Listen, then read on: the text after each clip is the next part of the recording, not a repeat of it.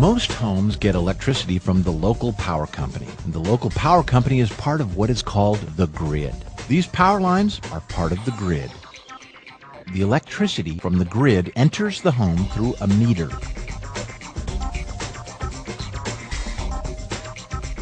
By adding a solar energy or PV system to a home, the home can generate its own electricity. First, sunlight must be captured and converted from light to electricity. That is what PV cells do.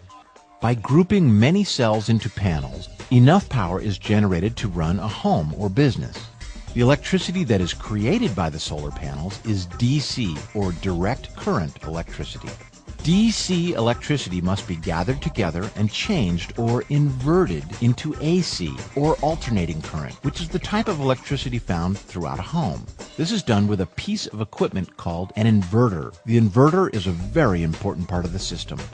Oftentimes, batteries are attached to the inverter to store excess power for use when there is no sun. The inverter provides the electricity necessary to run the home. If there is excess power generated by the PV system, the inverter can push the extra power out onto the grid.